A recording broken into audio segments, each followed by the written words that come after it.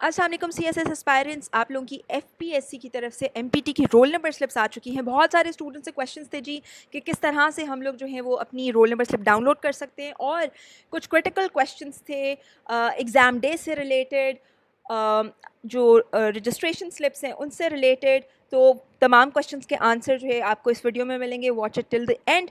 Simply आपने download करने के लिए अपनी रोल नंबर स्लिप एफपीएससी की वेबसाइट पे जाना है, ठीक है। यहाँ पे आपको fpsc.gov.pk, यहाँ पे आपकी रोल नंबर स्लिप की जो है वो नोटिफिकेशन है। क्लिक है टू डाउनलोड और व्यू ऑनलाइन एडमिशन सर्टिफिकेट। ये पेज आपके पास ओपन हो जाएगा। बहुत सारे स्टूडेंट्स कहते हैं जी कि हमें पता नहीं है कि हम रूल्स वगैरह कैसे डाउनलोड कर सकते हैं। तो यहाँ पे टॉप पे आपको सारे रूल्स और जो है ना डिटेल्स प्रोवाइडेड हैं। इसको हम डाइसेक्ट करेंगे एक और वीडियो के अंदर, बट आप क्विकली यहाँ से जाके जो है वो अपनी कट ऑफ डेट्स वगैरह चेक कर सकते हैं, ठीक है। फ़िलहाल के लिए आपने अपना सर्टिफिकेट डाउनलोड करने के लिए अपना नाम और अपना सीएनआईसी ऐड करना है। बच्चे पूछते हैं, बहुत सारों के क्वेश्चन ये है कि नाम कौन सा ऐड करें, एरर आ जाता है बहुत सारे बच्चों को। वो अपना नाम मेंशन करते हैं, लोडिंग होती रहती है पेज की। तो प्लीज़ एक तो आपने इंश्योर करना है आपका इंटरनेट कनेक्शन अच्छा हो, स्टेबल हो। यहाँ पे नाम आपने वो डालना है जो आपके सीएनआईसी पे आपका नाम है। बहुत सारे बच्चों का मिडिल नेम भी होता है, तो जो भी नाम आपका सीएनआईसी पे मौजूद है आपने सिर्फ वो यहाँ मेंशन करना है। Then you have to add your CNIC number. Spaces add करने की ज़रूरत नहीं है, वो ऑटोमेटिकली स्पेसेस ऐड हो जाएंगी। फिर आपने क्लिक करना है एग्री एक्नॉलेज पे। जैसे आप क्लिक करेंगे आपके पास आपकी रोल नंबर स्लिप जो है वो डाउनलोड हो जाएगी। आपको जो है वो क्विकली दिखाते हैं कि एक रोल नंबर स्लिप जो है वो किस तरह की लगती है और उस पर क्या आपके लिए इंस्ट्रक्शंस हैं। सो ये हमारे पास एक रोल नंबर स्लिप है। हमने चीज़ें जो है हाइड की हुई हैं, स्टूडेंट की आइडेंटिटी हाइड की हुई है। सो इधर आपके पास सबसे पहले आपका रोल नंबर होगा, आपका नाम होगा, फादर्स नेम, आपका नंबर होगा। सारी चीज़ें आपने वेरीफाई कर लेनी है कि जी जो आपकी असल इन्फॉर्मेशन है वही सारी चीज़ें एडेड है, कोई इशू तो नहीं आ रहा।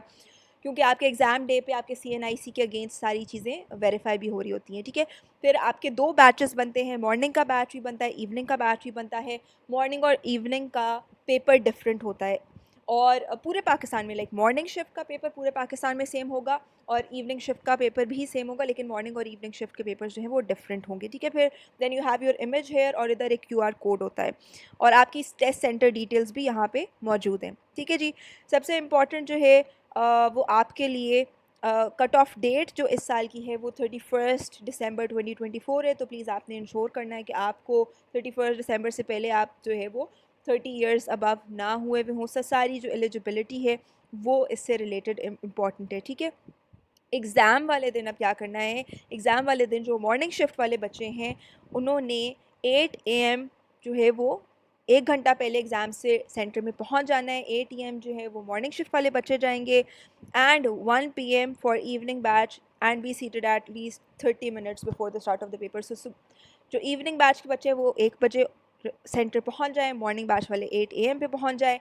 वहाँ पे आपको जब क्वेश्चन पेपर मिलेगा तो वहाँ पे आपने जो है वो अपने थंब इम्प्रेशंस भी लगाने होंगे। वो खैर स्टाफ के पास होती है details, but you have to make sure कि सारी चीज़ें जो है आपके पेपर पे रह ना जाए। भाई थंब इम्प्रेशन मेरा लगा हुआ है, मेरे सिग्नेचर्स हुए हुए हैं अटेंडेंस शीट पे, सारी चीज़ें आपने एग्ज़ाम डे पे इंश्योर करनी है, अदरवाइज़ डिसक्वालीफाई हो जाते हैं आप, और ऐसे ही आपका पूरा साल जो है वो ज़ाया हो जाएगा। अभी ये वाली एमपीटी की अटैम्प्ट जो है वो नहीं काउंट हुई, क्योंकि जी आपकी कोई एक क्रिटिकल चीज़ इन्फॉर्मेशन उस दिन रह गई। तो please you have to be very very vigilant, ठीक है जी। उसके बाद एग्ज़ाम वाले दिन क्या चीज़ें लेके जानी है, आपने अपना ओरिजिनल सीएनआईसी लेके जाना है, कॉपी नहीं लेके जानी, वो एक्सेप्ट नहीं होगी, आपको सेंटर में बैठने नहीं देंगे। तो प्लीज़ अपनी ओरिजिनल आपने सीएनआईसी लेके जानी है। एडमिशन सर्टिफिकेट, ये जो आपको ये एडमिशन सर्टिफिकेट मैं दिखा रही हूँ, ये आपने लेके जाना है प्रिंट करके, और साथ में ओरिजिनल ट्रेजरी रिसिप्ट जो आपने बैंक में 250 रुपये जमा करवाए थे उसकी आपको एक स्लिप मिली होगी। वो स्लिप जो है आपने इंश्योर करना है, एक तो उसकी फ़ोटोकॉपी करवा के अपने पास घर पे सेव कर लें, ठीक है, और ओरिजिनल वाली आप अपने साथ सेंटर ले जाएं, ठीक है। क्योंकि आपको जो इन चीज़ों के बगैर एग्ज़ाम सेंटर में बैठने नहीं देंगे। Original CNIC, admission certificate and treasury receipt, और आपने जो स्लिप होगी इसको अपने पास जो है वो फ़ोटोकॉपी करा के लाजमी रख लेना है। बहुत सारे बच्चों का भी ये मसला आ रहा है कि जी वो गुम गई है उनसे स्लिप, अब क्या किया जाए। एग्ज़ाम सेंटर में तो उसके बगैर जाने नहीं देंगे। तो आपने सबसे पहले रिकॉल करना है कि आपने सबमिट किस दिन कराई थी फ़ीस अपनी, ठीक है। आपने जिस बैंक में, जिस ब्रांच में सबमिट कराई है, वहाँ पे आपने जाना है। उस ब्रांच में ब्रांच मैनेजर से जाके आप रिक्वेस्ट करें कि जी इस दिन मैंने अपनी फ़ी पे की थी। उन लोगों के पास जो है वो आप लोगों की कॉपीज़ होती हैं, तो उनसे प्लीज़ आपको थोड़ा-सा बातचीत करनी पड़ेगी, कन्विंस करना पड़ेगा, रिक्वेस्ट करनी पड़ेगी उनको कि जी प्लीज़ आप हमें कॉपी दे दें इसकी। वो फिर 1-2 फ़ोटोकॉपीज़ करा के अपने पास रख लें। और फ़ोटोकॉपी मैं इसलिए कह रही हूँ, एक तो ऑब्वियसली अगर आपकी नहीं मिल रही तो आपने जाके बैंक से रिक्वेस्ट करके लेने ही लेनी है। लेकिन अगर आपके पास ऑब्वियसली है अपनी रसीद, बैंक की स्लिप है, तो उस केस में फ़ोटोकॉपी इसलिए करवा के रख लें क्योंकि बाद में जब आपका रिज़ल्ट आता है तो कई बच्चों का रिज़ल्ट जो है वो विदहेल्ड कर लेता है एफपीएससी, वो अनाउंस नहीं करता। और वो कहते हैं कि जी आपकी फॉर एग्ज़ाम्पल उनसे कोई डेटा मिसप्लेस हो गया, तो उस केस में आपका रिज़ल्ट जो है वो होल्ड हो जाता है कि जी आपने एग्ज़ाम सेंटर में ये चीज़ सबमिट नहीं कराई थी। तो आप अपनी स्लिप दिखा के जी ये मैंने 250 रुपीज़ जमा करवाए थे, ये मेरी स्लिप है, ये आप देख लें। तो इस तरह के केसेस के अंदर ये चीज़ आप लोगों के लिए बहुत हेल्पफुल होती है, ठीक है जी। इलेक्ट्रॉनिक गैजेट्स नहीं अलाउड, तो प्लीज़ वो चीज़ें जो है आपने इंश्योर करनी है, आप ना लेके जाएँ।